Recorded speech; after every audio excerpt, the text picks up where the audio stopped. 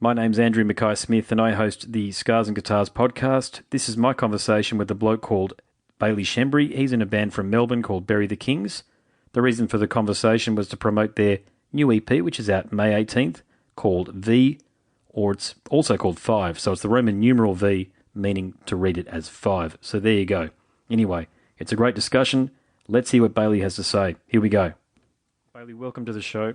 I do enjoy a bit of ultra-modern metal, and you fellas have a superb new EP out called V. It's due out on the 18th of May, I think it is. Correct me if I'm wrong. And as I say, it contains some superb, brutal, ultra-modern metal feels. I actually feel it sort of leans into a bit of the deathcore side of things a little bit, just on the nature of the rhythms.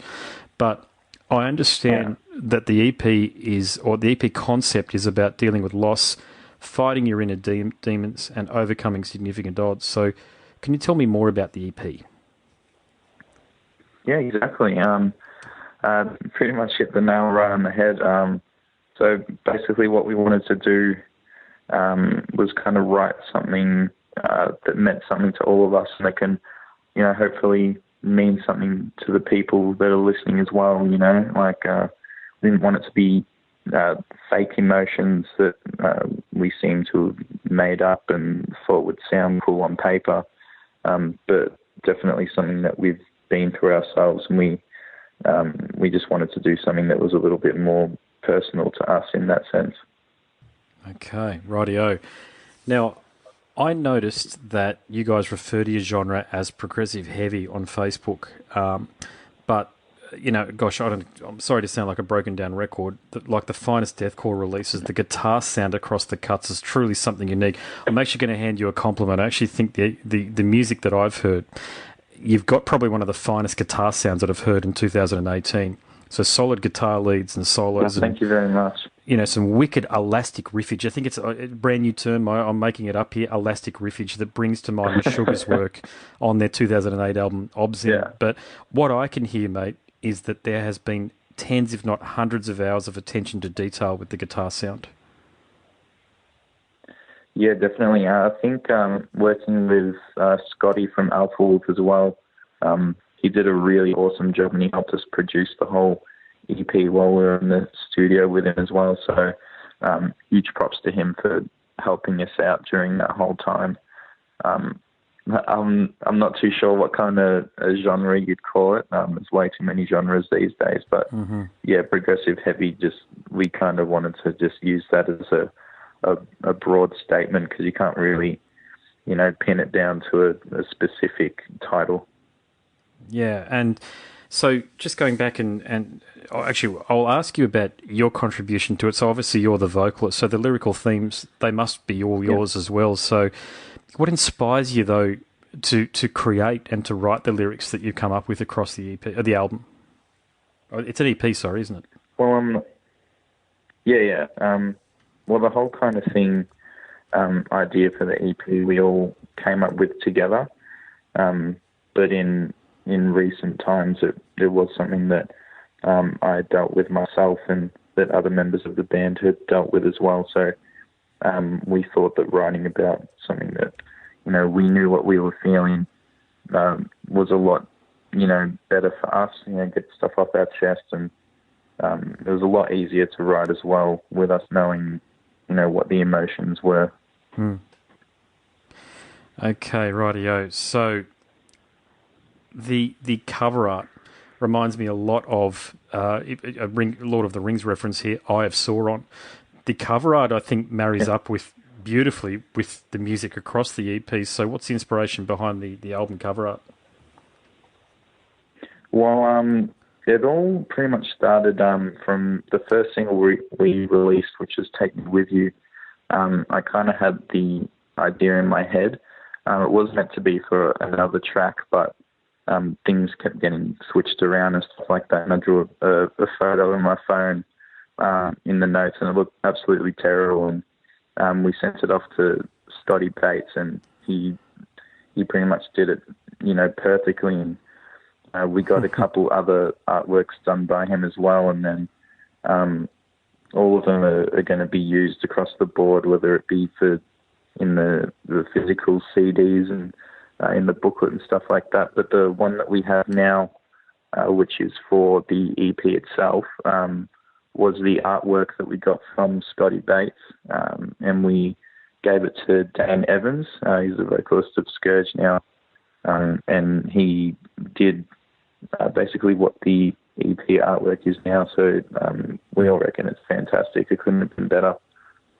Mate, it looks wicked. It actually reminds me, if you get a lot of hardcore followers out there, I'd imagine that it would look very good as a tattoo on somebody, with the way that the artist can interpret really unique and colour-rich designs on album cover artwork on people's skin. Yeah, that'd be awesome. I encourage anyone to go out and get a tattoo of it. That'd be awesome. Wicked, yeah. So what inspired you to form a band playing such brutal music? Well, I think when I started high school, so when I was about 12 or 13, I had a lot of friends that were, being the cool kids and listening to the real heavy music and, the screamo. And I kind of got into that, and I just thought it was really cool. It was just really different at the time, because pretty sure everyone around that time was really into like the techno and EDM stuff, so it was something different to listen to, and I just really liked the sound, and I started doing vocal covers on YouTube from a really long time ago. If anyone wants to look at those from 6 years ago, they're pretty funny. But yeah, and then from there, our guitarist Wad, he watched one of my videos, and then he hit me up a few years ago, actually, and then we basically just formed a band from there and started writing stuff, and it was pretty awesome. Okay. I've got to ask, because I'm not familiar, obviously, with the videos that you're putting on YouTube there with your early singing attempts there, but what were you actually singing? What were you covering? I need to try and remember the first one. It was stuff like We Came as Romans and Old North Lane and Old Attila and stuff like that. And the stuff that I thought was really cool at the time. But that's as good a place to start as any, really, isn't it? I thought you were going to say something like Metallica or Bon Jovi or something like that, stuff that you find in your parents' record collection, so to speak. But no, that's your own. That's obviously your own. Right into it. Yeah. No, that's not too bad, mate. You've inspired me now. I'm going to have to find them and, have a bit of a look, mate. And, I'm sure they'll be pretty good, mate, because you can certainly bloody sing. Oh, well, it definitely wasn't the same as however many years ago I started putting up videos on YouTube, but I've definitely improved a lot now. Okay. So, given that it's out on May the 18th, what do you want it to do for you guys? Yeah. Is this it? Is this the EP that you really hope takes you guys to places that you haven't been, talking North America, Europe, a bit of an Australian tour with another band who's like-minded? Yeah, well, we're not expecting too much. We kind of want to keep our feet on the ground, really. We're not expecting it to take us anywhere, but we do have high hopes. But this was just more or less something that we thought would define us more as a sound and, get us back out into the scene, because we've been on a bit of a break. I believe it's been around 2 years since we released something else, and we just wanted to bring ourselves back into the scene with something that we hope is everyone will enjoy, but is also really personal to us as well. So not too concerned about if the EP will make it big or anything like that. We just hope that it goes well for us and everyone enjoys it, whoever listens to it. Now, is it, I should ask this, is it V as in the letter, or is it V for 5? Yeah, it's V for 5, for the 5 stages of grief. Aha, rightio, there you go. Okay. Yep, okay, gotcha. So is there, the lyrics are obviously very important to you. Just stating the bloody obvious, of course, but I think they take on another dimension given that they're so personal and that they are you've invested so much of your own emotional state in in the lyrics as well. So will the lyrics be available with the album when it's released, or can people easily find them online? Yeah, definitely. So what we'll do, we'll probably release the lyrics on our Facebook page and in the booklets in our physical copies of the CDs, probably also on the YouTube videos as well, that'll probably come out as the EP streams. Okay, rightio. Now, what about interest from overseas markets? And have you got fans that contact you from offshore and you got to send merch over there, that sort of thing? Not had to send any merch overseas yet. Hope to soon, because that'll be pretty awesome. But we do get the odd message from people overseas saying, "Oh, you should come play in this city," and it's like, "Oh, yeah, we hope to." It's be a bit expensive, but I think once we're certain that there's a good fan base from an overseas country, and if we hop on a good bill or something, then we might head over. But don't want to keep my hopes up too high for that. But hopefully soon. That'd be really awesome if our music could take us overseas.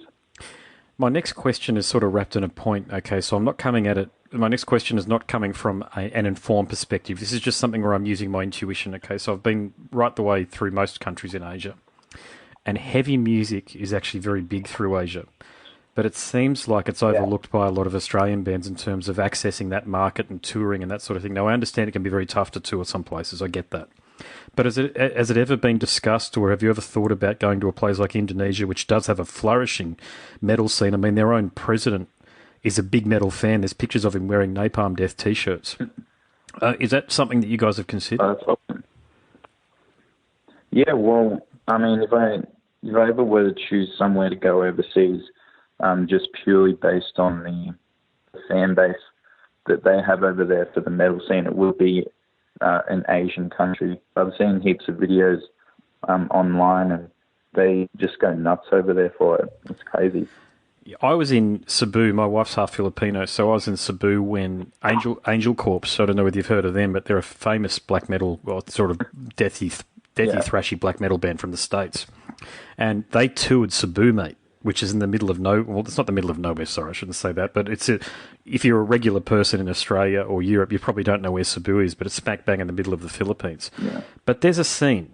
There's a scene there, and there are promoters there, and there are people that are wanting Australian bands or metal bands in general, wherever they might come from, but with a bit of a profile to go over there. I just encourage you guys to look at it. No doubt you've got management and some agents that work to do these sort of things for you, but I just feel as though it's untapped for Australian bands, and just with the strength of this EP here for you guys, mate. Yeah, I just encourage just a bit of put the feelers out there and just see if anything comes back.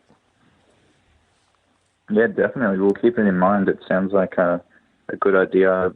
It'd just be awesome to go overseas and have a show that goes really well over there.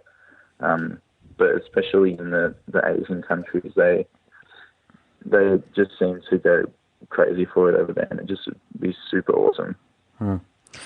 Well, final question for you. If people want to get in touch with you and listen to your excellent music, how can they do that? You can probably just send us a message on Facebook. We reply to those pretty quickly. Or you can send us an email at btkaus@gmail.com. And you can pre-order our EP on our big cartel, along with some merch as well. We've got T-shirts, long sleeves, some hats. It'll come out for free on Spotify if you want it for free, don't want to buy it, that's fine. But yeah, you pretty much be able to find it anywhere. The old streaming dilemma, isn't it? Yeah, I think that's the key point there. It's just, I mean, anybody listening out there, if you're local and they're 2 or 3 your town, get out there and watch them. That's the way you can really support the band in 2018, really, isn't it? Yeah. Physical copy is, I'm not saying it's a thing of the past, but, it isn't the thing that most people consume music via these days, is it? It's the streaming services. So, yeah, I mean, it is what it is. But, yeah, I mean, you're a fantastic band. I really hope that you guys go on to, you guys go exactly where you want to take this, because on the strength of the music on V or 5, you deserve to. No, thank you so much. We really appreciate it. My name's Andrew Mackay-Smith, and I host the Scars and Guitars podcast. That was my conversation with a fella called Bailey Schembri, who's in a band from Melbourne called Bury the Kings. Really appreciate you listening.